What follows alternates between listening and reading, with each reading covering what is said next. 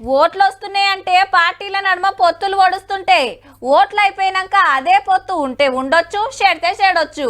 దినా వినబడుతున్న ముచ్చట ఏందంటే BRS BJP కలిసి ఓట్లకు పోతే అని ప్రచారం అయితే జోరుగైతుంది. బీజేపీ లీడర్లేమో ఖండాలుగా ఖండిస్తున్నారు. కానీ గులాబీ పార్టీలు అయితే సప్పుడే లేదు. అయితే అసెంబ్లీ ఓట్లల్లో కాంగ్రెస్ కు సిపిఐ ఇమ్మతిస్తే సిపిఎం ఆడాడ సొంతంగా పోయింది. మరి ఇప్పుడు పార్లమెంట్ ఓట్లల్లా ఎవరితోని జట్టు కడతారో అరుచుకోవాలి కదా. కడమోళ్ళ ముచ్చట టెన్క చూద్దాం గాని కామ్రేడ్లు ఏమంటుర్రంటే, పాండవులు 5 అడిగినట్టు కామ్రేడ్లు 5 నియోజకవర్గాలు అడుగుతున్నారు కాంగ్రెస్ ను. ఖమ్మం, నల్గొండ, భువనగిరి, వరంగల్, పెద్దపల్లి సీట్లకు సూటి పెట్టింది సిపిఐ. 5 టికెట్లు ఫిక్స్ లేకుంటే మన దిగేది ఉందా కామ్రేడ్? అంటే 5 ఇవ్వమని కాదు మేము అడిగేది, అంత అత్యాసం మాకేం లేదు.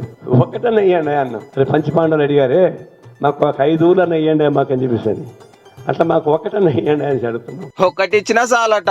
అసెంబ్లీ ఎలక్షన్ లో కూడా ఇంతే. ఫస్ట్ 10 అన్నారు, 5 అన్నారు, 3 అన్నారు. ఆఖరికి ఒక్కటే తీసుకొని అసెంబ్లీకి వచ్చింది కంకికోడు వాళ్ళే. ఉన్నాయే 17 ఎంపీ టికెట్లు. కాంగ్రెస్ లోనే మస్తు మంది పోటీలు ఉన్నారు. ఇక మీకు ఇస్తారో ఇయ్యరో సారు. ఎట్లయినా మేము కలుస్తాం కదా అని అట్లా ఉండొద్దు. ఎందుకంటే మా పార్టీ మాకు అన్ని ప్రాంతాల్లో బలం ఉంది. 3 ఎమ్మెల్యే సీట్లకెళ్ళి దిగలేక సొంతంగా పోటీ చేసి ఒక్కటి కూడా గెలవని సిపిఎం మాట ఏందంటే ఇప్పుడు మేము కూడా కాంగ్రెస్ తోటి కలుస్తాము. ఉత్తగేం కాదు, వీళ్ళు కూడా 1-2 సీట్లు ఇవ్వాలని అడుగుతున్నట్టే. అధికారంలో ఉన్న కాంగ్రెస్ పార్టీలే మస్తు డిమాండ్ ఉంది టికెట్ల కోసానికి. 119 ఉన్నప్పుడే కాలేదు, ఇప్పుడేమైతుందో చూడాలి. ఇక కేసీఆర్ సార్ అసెంబ్లీకి దుమ్మాలు కొట్టడం మీద కామ్రేడ్ నారాయణ సార్ ఇట్లా అన్నాడు.